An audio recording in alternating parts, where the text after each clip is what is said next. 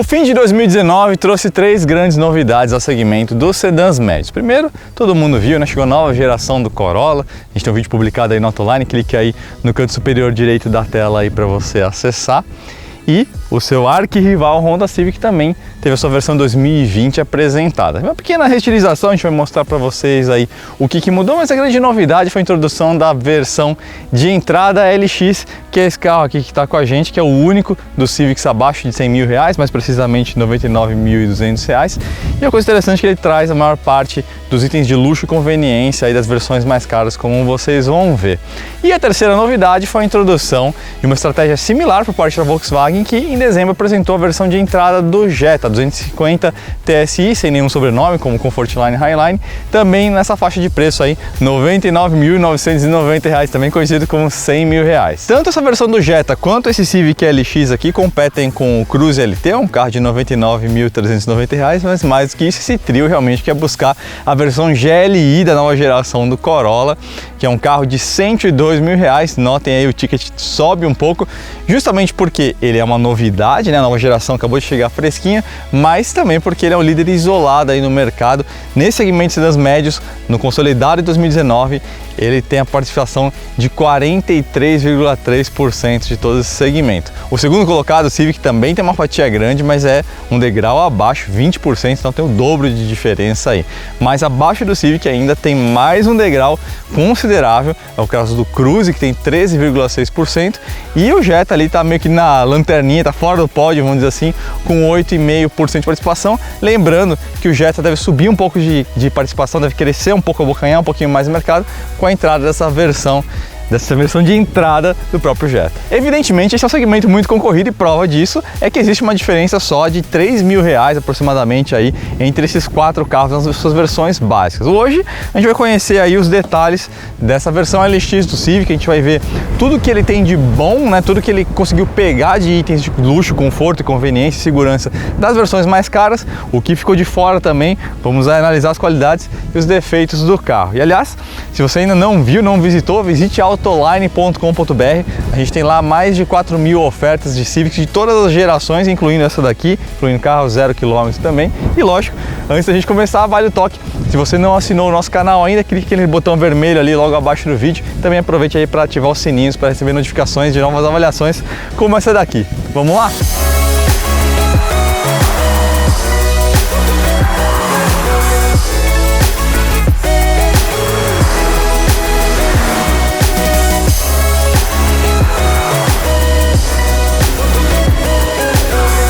As novidades de design da linha 2020 do Civic são bem sutis.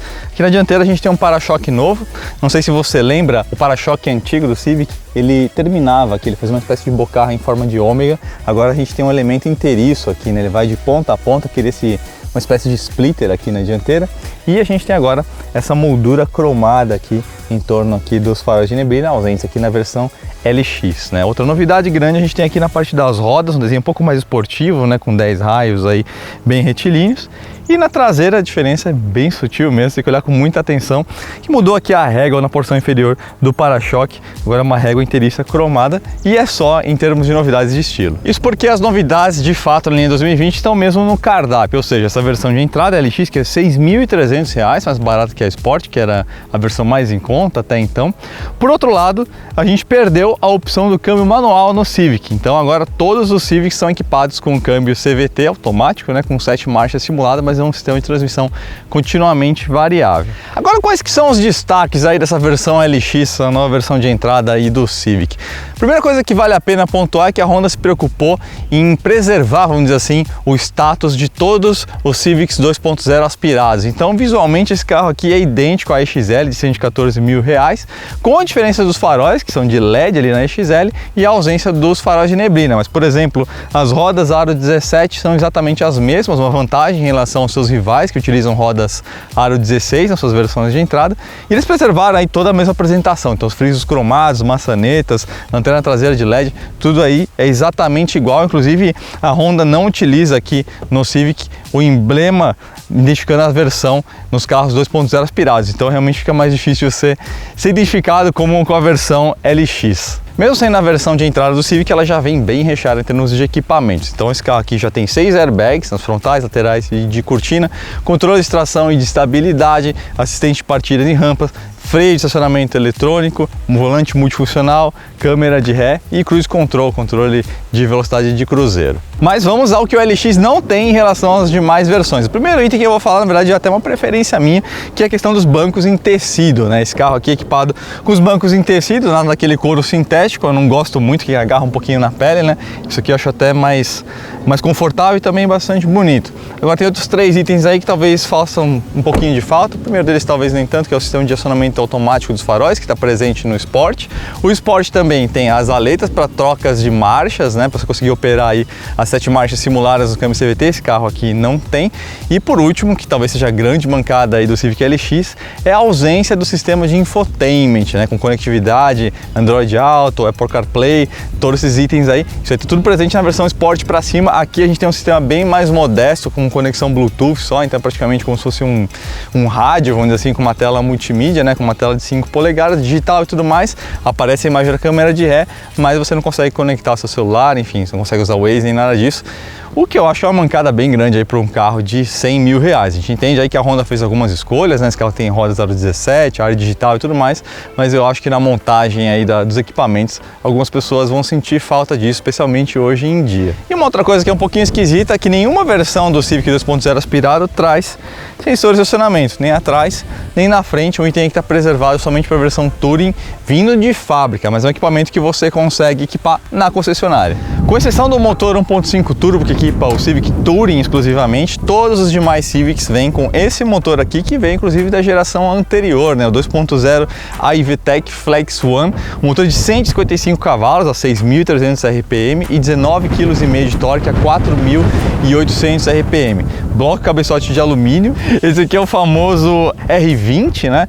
E é um motor que tem 2 características muito interessantes para ganho de torque. Primeiro, tem coletores de admissão aí com dutos variáveis, né, em termos de geometria, e é um motor que tem bastante curso, né? Tem 81 milímetros de diâmetro e 96,9 milímetros de curso. Então é um motor aí com pegada em baixa aí, bem interessante, bem servido aí de torque. E ele tem um outro recurso no iVTEC, um sistema de acionamento aí de comando variável, que é bem interessante, que faz esse motor trabalhar parcialmente aí em ciclo Atkinson. O que acontece? Durante o ciclo de compressão, quando os pistões estão subindo, uma das válvulas de admissão fica temporariamente aberta por um pouco mais tempo, ou seja, o fechamento dela é um pouco atrasado, é um pouco prolongado, né? O que acontece? Com isso, o pistão encontra menos resistência para subir, né? E aí você tem menos perdas de bombeamento. Isso aumenta aí a eficácia energética do conjunto, né? É um motor que consome um pouquinho menos, como a gente vai ver aí na parte do teste. Mas antes da gente sair, vamos dar uma olhadinha aí na cabine do Civic LX.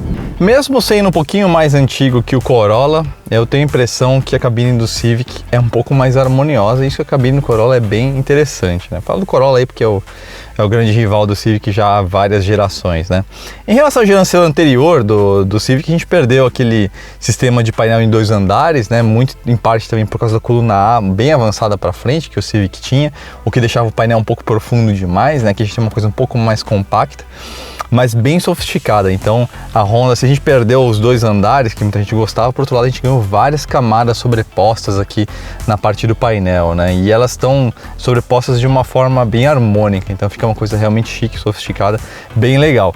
Muito capricho também na parte de materiais, né? Então o volante mesmo dessa versão LX aqui já é revestido em couro sintético, é a mesma textura que você vai encontrar aí, por exemplo, na face do painel, aqui nas laterais de porta também, né? Então praticamente tudo que você toca aqui realmente tem um toque emborrachado, tem um toque macio, exceção talvez aqui a lateral do console. Você tem que caçar um pouco regiões mais exóticas aí para topar com um material um pouquinho mais duro, né? Mas é uma cabine super harmoniosa, traz uma sensação muito boa de bem-estar e de refino.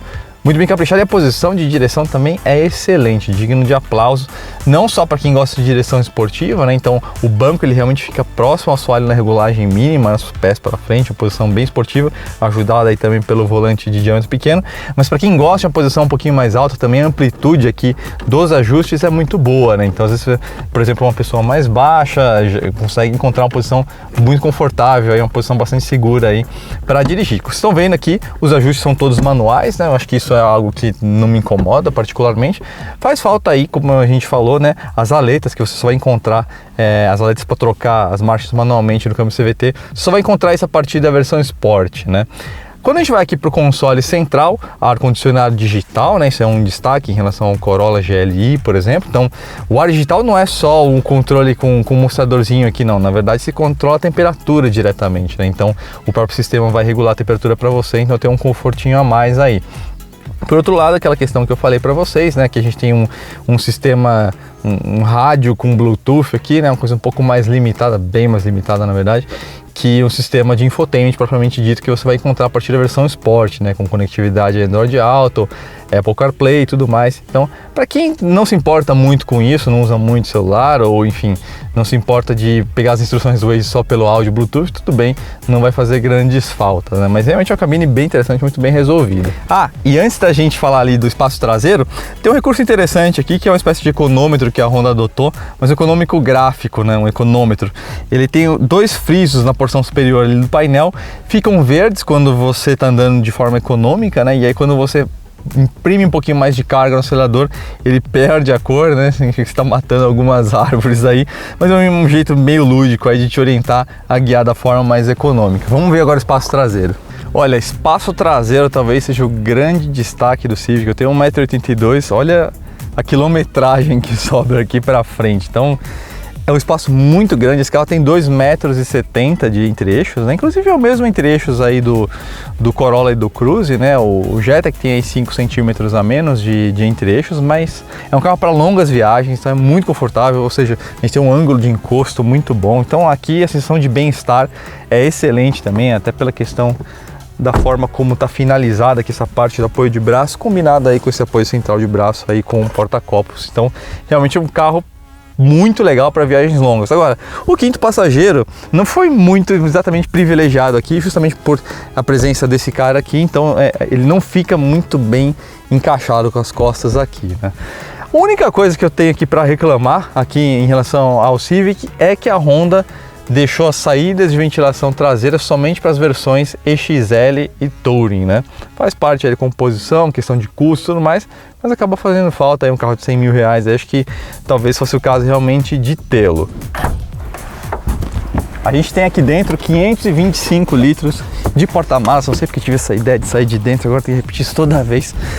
Mas realmente é o líder entre os 4 primeiros posicionados aí nos sedãs médios. Então, abaixo desses 525 litros, a gente tem os 510 litros do Jetta, né? Curioso que ele tem 5 centímetros a menos de entre-eixos, mas tem o segundo maior porta-malas da categoria. Abaixo dele, o Corolla tem 470, então dá uma diferença bem razoável entre 470 e 525. E aí o menor porta-malas dos 4 seria o Cruze com 440 litros. Mas porta-malas à parte, vamos ver como é que o Civic LX se comporta na prática aqui na Estrada dos Romeiros.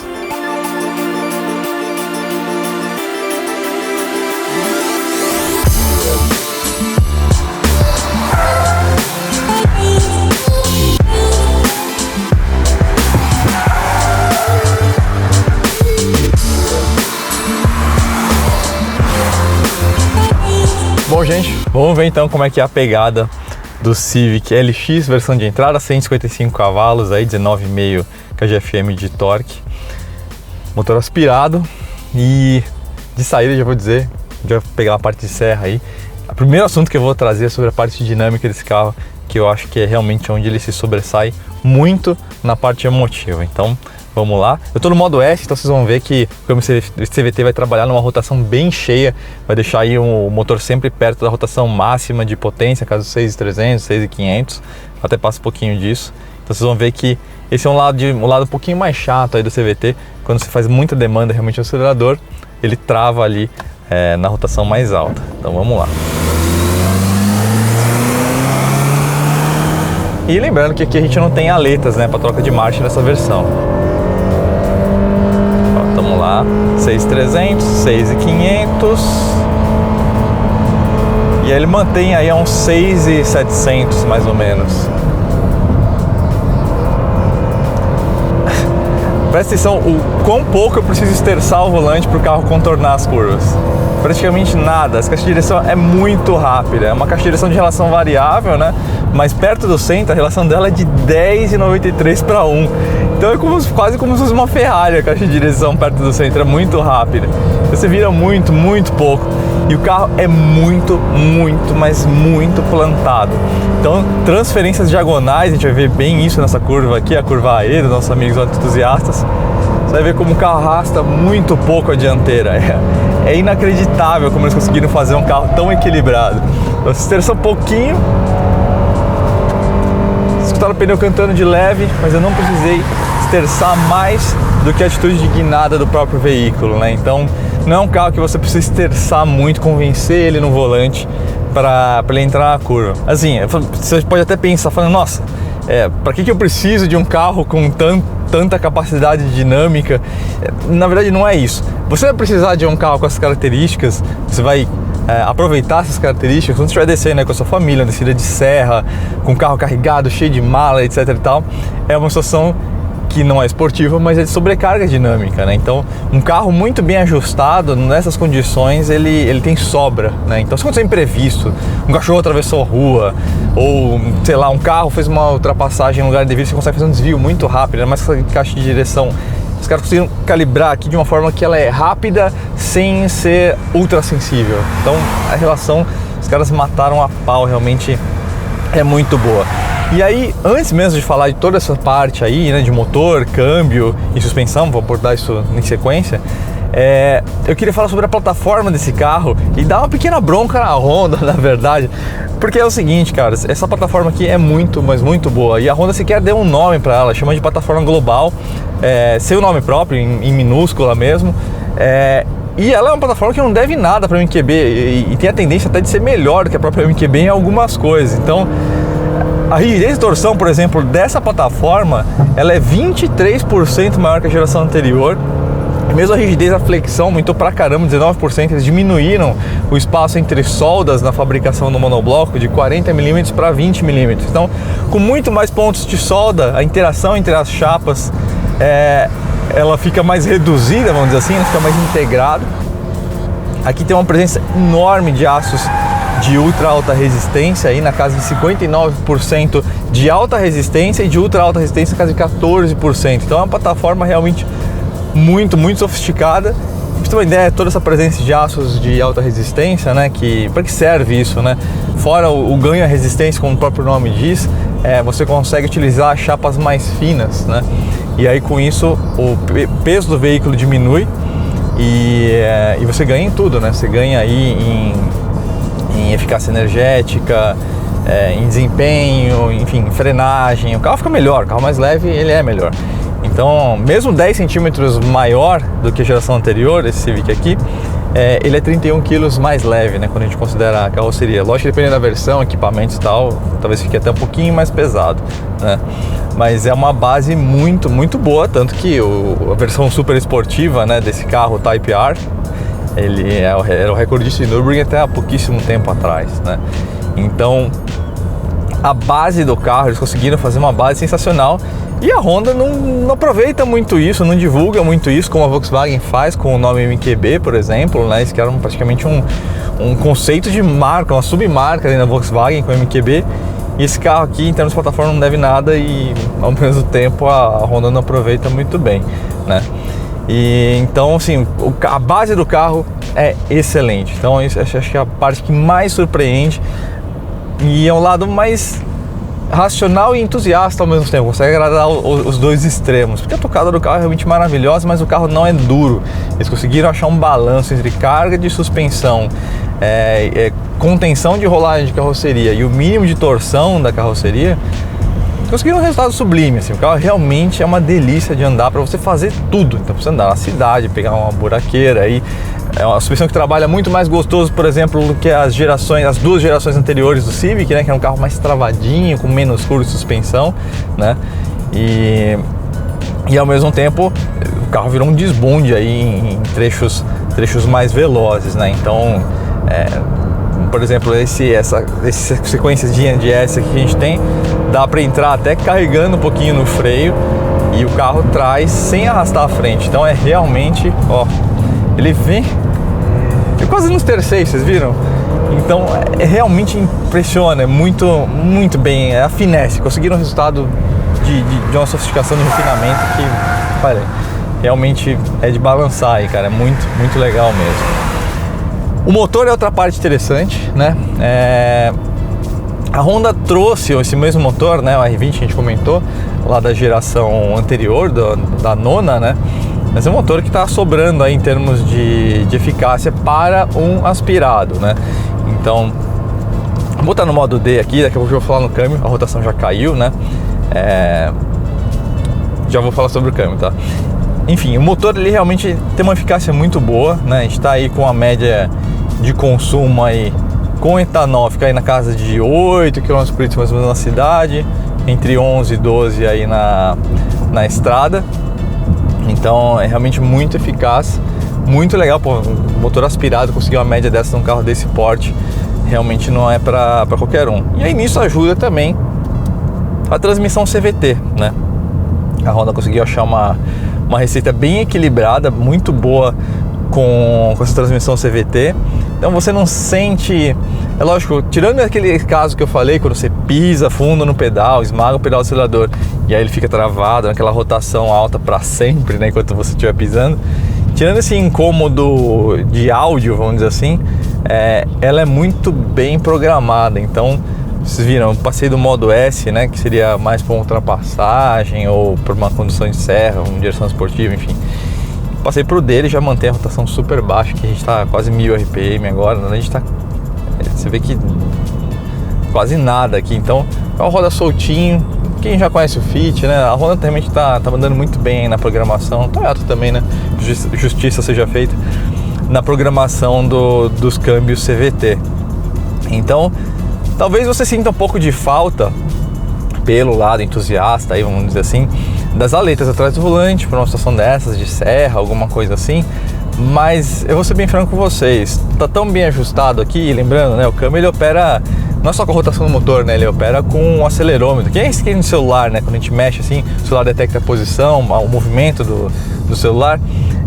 Aqui também a gente tem na unidade do ABS, então o carro sabe o que está fazendo. Então se você está fazendo uma curva mais rápida no modo S, ele não vai deixar o carro solto, então ele vai manter a rotação um pouquinho mais presa, então você consegue conversar bem e se entender sem você precisar operar as marchas. É lógico que a gente que é entusiasta, né, vai sentir falta do comando, né, da coisa do eu quero escolher a rotação, que é a marcha, lembrando que esse aqui tem até 7 marchas simuladas, né, que marcha que eu vou estar aqui e tal, etc e tal, mas dirigindo você realmente não percebe, é um câmbio de atuação muito sutil, mas ao mesmo tempo que dialoga bem. Aí no modo D, lógico, né, o carro vai estar bem solto e tal, então se eu fizesse todo aquele trecho no modo D, eu ia estranhar um pouco o comportamento do carro, ia sair talvez um pouco de frente, né, porque sem o motor para segurar, ele talvez ficasse um pouquinho mais solto, né. E como eu falei, o trabalho de suspensão do carro tá muito bem ajustado e é um carro que está bem silencioso, muito bem isolado da parte de fora, então sem dúvida é um carro que ficou caro, né, nessa virada de geração. Eu diria que foi até uma rampa meio de silêncio velado, vamos dizer assim, entre os concorrentes todos, né? Todos eles, né? A gente pega o Cruze, o Corolla, o Jetta, todos eles encostaram sorrateiramente aí na casa dos 100 mil reais, né? Daí pra cima. E todos eles tomaram a mesma direção, que é a versão básica do carro, nivelada por cima, né? De forma que quase compense, tecnicamente que até compensa pegar a versão imediatamente acima, ou talvez até duas acima, né? Por exemplo, no caso desse carro aqui, é lógico, se você é uma pessoa que não é muito ligada em conectividade, então aí essa versão vai te servir muito, muito bem. Agora, hoje em dia, quem que não, enfim, não usa o Waze aqui, né? Quer escolher suas músicas direto, sem precisar ficar operando o celular e não sei o que. Faz uma falta tremenda aí a falta do sistema de infotainment completo aqui, que é um sistema mais básico, né? Então, aí nesse caso, fica entre aspas barato, né? Se pagar, não é barato, mas enfim, investir aí mais 6.300 para você pegar a versão Sport, que já tem isso, já tem as aletas, já tem os faróis auxiliares lá de neblina na dianteira, já tem o sistema de acendimento automático dos faróis, né? Você pega um túnel quando a noite desce, enfim. Então, assim, esse carro, para ser uma coisa irresistível, né, em termos de oferta, ele teria de ser aí de 2 a 3 mil reais mais barato, mas essa bronca vale, na verdade, para todos os concorrentes aí desse segmento. Eles nivelaram por cima ali, meio que para você ficar tentado a fazer um upgrade de versão, né? Mas acho que a grande percepção que eu tenho, assim, do Civic é de um carro que os caras conseguiram realmente Ele não só ficou mais caro, né? Ele realmente ficou um carro superior, claramente superior, e deve muito pouco em vários quesitos em relação ao trio de ferro alemão, as versões de entrada, né? Na verdade, como um carro ele é até melhor, né? Mas aqui os outros têm uma questão de status, enfim, de poder de marca, né? Então, sem dúvida nenhuma, é um carro muito bom. E eu acho que ali a briga com o Corolla ali é meio no detalhe, cara. É aquilo, gosto mais de espaço traseiro, prefiro a roda 17, não, prefiro o sistema de infotainment, preciso de cruise control, né? Esse aqui tem, o Corolla de GLI de entrada não tem.